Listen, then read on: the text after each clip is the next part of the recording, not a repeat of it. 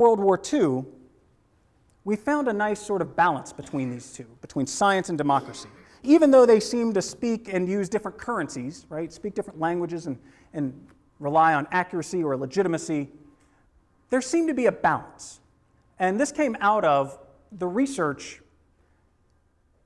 during World War II, right, specifically research on nuclear weapons. And the idea was, and it was a man by the name of Vannevar Bush who helped propose what is now the National Science Foundation. And this was the idea that inspired him was, hey, we saw how industry can work together with government, and the government will fund these basic areas of research that industry may not be so interested in, but then industry can take that and run with it, right? And they can capitalize on it. And they'll make a profit. And they'll pay the taxes will go back to the basic research, we'll have a nice cycle.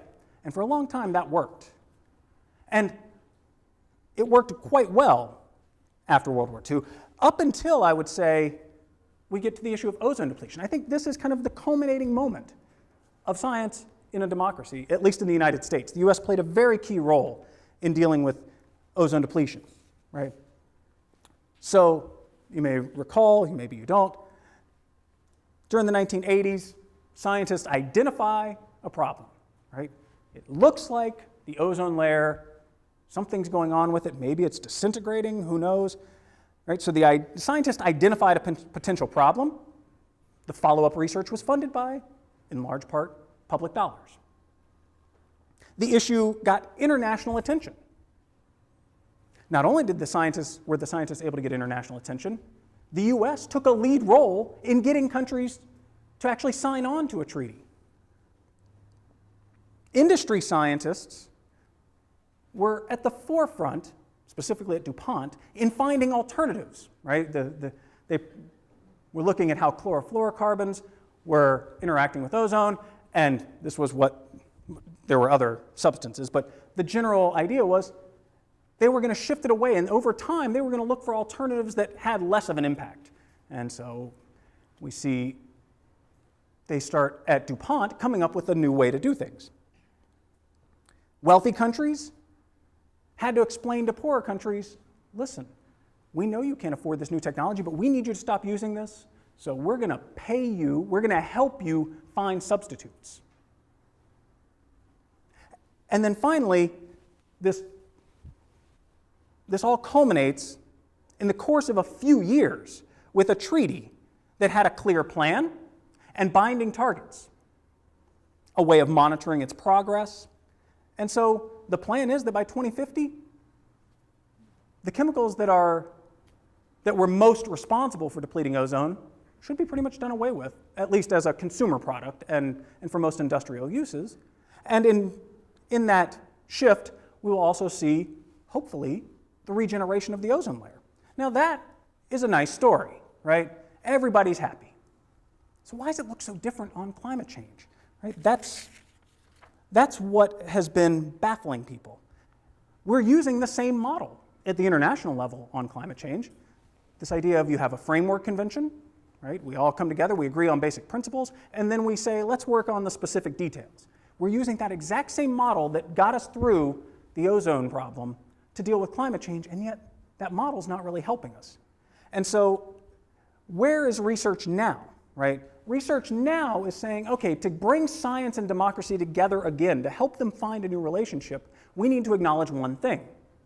The post-war balance between science and democracy was one that was highly profitable.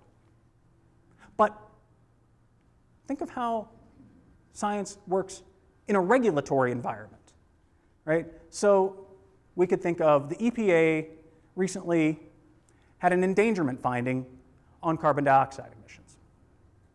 Now, the scientists who did this study, right, I mean, they were relying quite heavily on the work of the IPCC, that ended up being one of the primary documents that they relied on. And what we see in this policy use of science is that how to put this? In the policy use, the scientists are being called upon to inhibit profit, right? I mean, the regulations are not being perceived by those who are being regulated as being very good for them. And so this idea of, well, we're going to fund science, and science is going to lead to this innovation that we can then turn and sell, that's not how science is working in its regulatory role, right? Scientists who are working to help study climate change, for instance, don't have a whole lot to sell you. And it's not clear how they're going to sell you something. Now, maybe they could find a way, right? Maybe we can do something with solar panels. But for the most part, they're being perceived as a threat, at least by a lot of existing industries such as energy. And I come back in the end to public opinion. I think it's a very important part of this. In the research that's going on now, that's happening amongst political scientists who study this issue, the issue of trust has become much more central, right? What is happening when scientists communicate with the public? Why is it the public isn't listening? And in part it's because, and this is not about trust in scientists, but it's in part a general trend in a decline in trust in institutions. Now, that's an important insight because what it means is the correction isn't to say more. Scientists saying more doesn't fix the problem. It's how do you get people to want to listen? That's a very different problem. But if we can at least target that problem, we're onto something. And so one of the things we see here, this is one of the more recent famous questions that Gallup is asking about how much of the time do you think you can trust government in Washington to do what is right?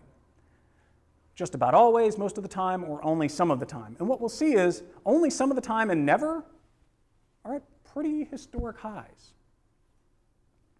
September 11th gets the historic low here, at least in our study.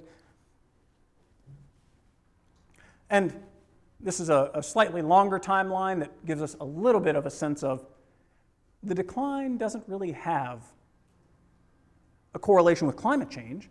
Right? It seems like climate change is being caught up in, and this is once again just to do with government, but it seems like trust in scientists is also being caught up in a general decline in trust in institutions.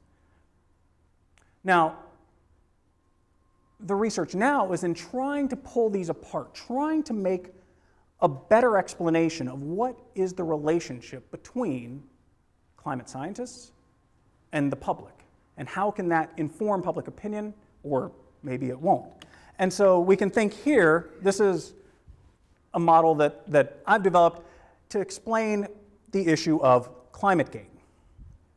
And you may remember ClimateGate was right before the Copenhagen Agreement in 2009, right before the Copenhagen meeting. A series of emails were stolen from the University of East Anglia's computer system.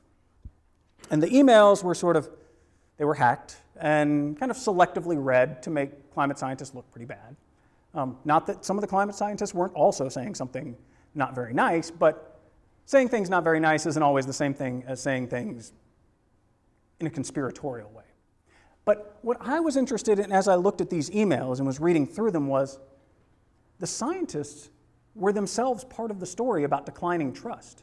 They felt like they were under attack, but they couldn't figure out why. And what we have typically is a model that lets us think, well, we should get the public to think about what scientists are saying, right? And if there's a lack of trust, then the scientists need to do something to get to get the public to trust them more. But as you read through the emails from the ClimateGate sort of expose, what you see is that the scientists are also human, right? They're also part of the story, and distrust among scientists can also corrode the overall relationship between a democratic public and the information that's being dispensed. And so this is sort of where my research is now, where others that work in a similar field are pushing, is to look at what's a better way to kind of think about the relationship between climate scientists and public, right, and general publics. And in the end, I usually don't have a whole lot of hope to peddle. But I will say, if you have a general sense of faith in democracy, then the one thing that you can note is democracy is a relatively unpredictable thing. I mean, when the fourth assessment report, so the most recent completed report done by the International Panel on Climate Change was done, it was done in 2007. If you think about what was going on in 2007, right, from a political scientist perspective, you think the Middle East looks totally different now, right? Who could have predicted in 2007 how different the Middle East would look now? And it's because politics is a variable that is very hard to include in a model. And it's an unpredictable variable.